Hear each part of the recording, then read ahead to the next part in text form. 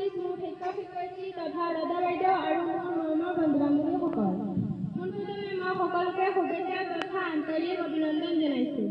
আজিৰ এই প্ৰাপ্ত সভাত মোক দুআষাৰ ক'বলৈ সুযোগ দিয়াৰ বাবে মই সকলোকে ধন্যবাদ জনাইছোঁ।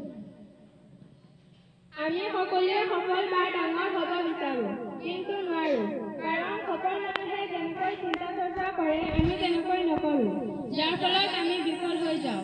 বিফল হোৱাটো কোনো লাজৰ কথা নহয়, সফল হ'ব নোৱাৰাটোহে লাজৰ কথা। প্ৰসিদ্ধ লেখক শিৱখেৰা ইউ কেন উইন কিতাপখনত লিখিছে, বিফলতা হ'ল সফলতাৰ ৰাজপথ। প্ৰত্যেক সফলতাৰ কাহিনীৰ আঁৰত একোটাকৈ বিফলতাৰ কাহিনী সোমাই থাকে।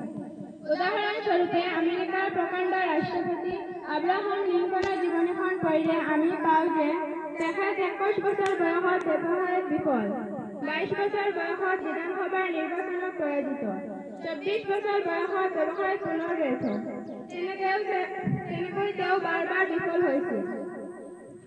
অৱশেষত 52 বছৰ বয়সত যুক্তৰাষ্ট্ৰৰ ৰাষ্ট্ৰপতি হিচাপে নিৰ্বাচিত হৈছিল। গতিকে লিংকন এজন বিফল ব্যক্তি বুলি আমি নিশ্চয় নকওঁ। তেখেতে কেতিয়াও হাৰ মানা নাই, যাৰ বাবে তেখেত সকলোৰে চকুত এজন পৰিপূৰ্ণ সফল ব্যক্তি। লিংকনৰ বাবে তেখেতৰ বিফলতাবোৰ আছিল পথ পৰিৱৰ্তনৰ বিন্দুহে, পথ সামৰণি নহয়। আমাৰ জীৱনলৈ বিফলতা আহিবই, অহাটো স্বাভাৱিক। সুখ দুখ, হাঁহি কান্দোন, জয় পৰাজয় সমষ্টিৰে জীৱন। এইবোৰ আছে বাবে জীৱন অনুপম। আমি মাতো প্ৰেৰণা, মুকুতাবোৰ গুঠলি গুঠলি সাহসেৰে সংগ্ৰামত আগবাঢ়ি যায়। সকলোকে পুনৰবাৰ ধন্যবাদ জনাই আজিলৈ সামৰণি মাৰিলোঁ।